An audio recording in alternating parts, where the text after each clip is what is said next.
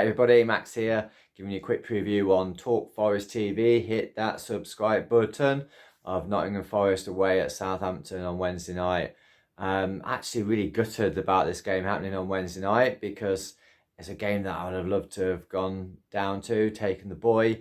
But because it's on Wednesday, not on Tuesday, it's a school night, we'd have to leave school. I live in Sheffield, I'd have to leave school at like 1 o'clock or something like that, and I've already bunked him off school to watch the England-Wales game, so can't do that again.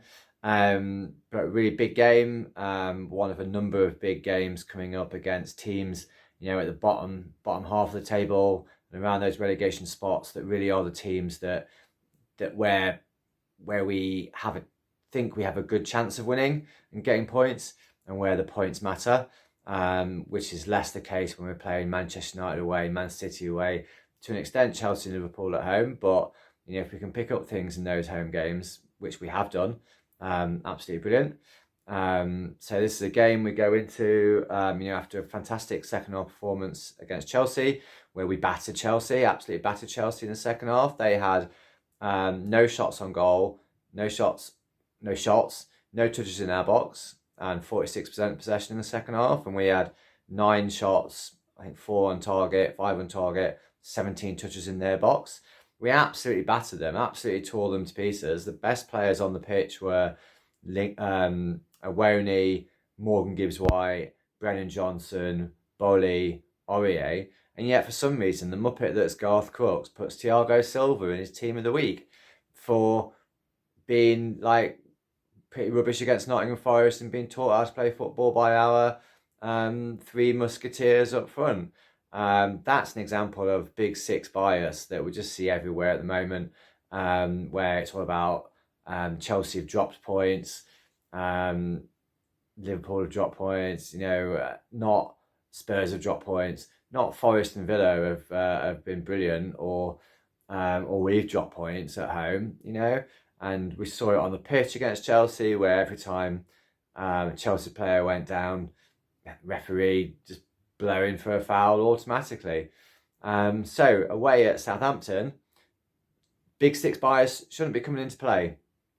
2 teams down at the bottom, but Forest with momentum, with spirit, and with heart, playing with heart. Southampton, I'm hoping they're almost gone.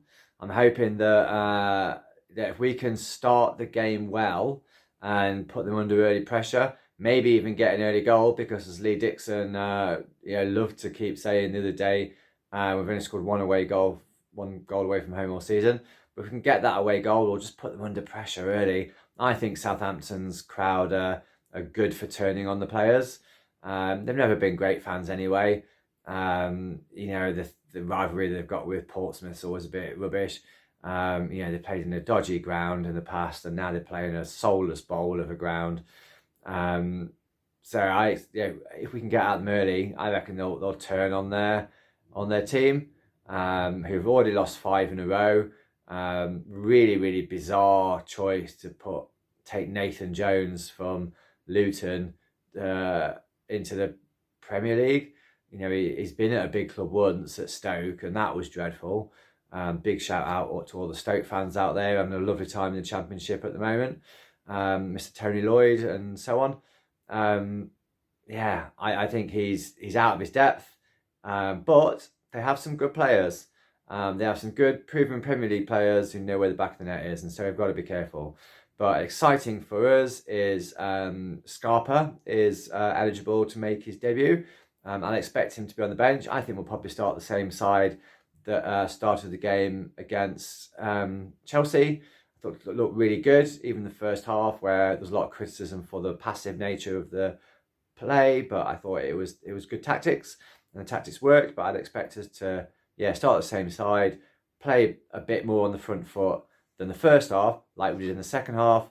And I'm going to say, because I predicted that Forest would lose against Chelsea in a change of my predictions, and we got something out of it. I predicted we'd lose against Liverpool, and we beat them. So again, I'm going to predict Nottingham Forest to lose 2-0 away at Southampton.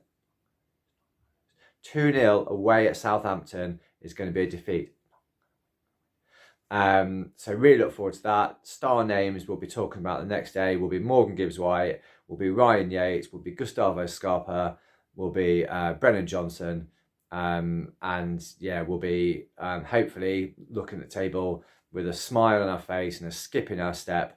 Happy travels to all the fans making the long trip down to Southampton and back.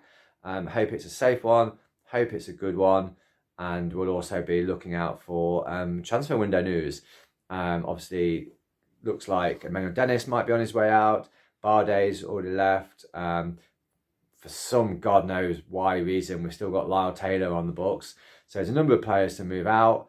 And I'm probably thinking we probably need that a real proven centre forward to bring in. So I think we might go all out on a 20 to 30 million pounds centre forward. I think this is what we might be looking for to finish off the chances and make sure we stick it away. Yeah, so good luck. Come on, you Reds. By the way, check out my hoodie that my brother bought me for Christmas.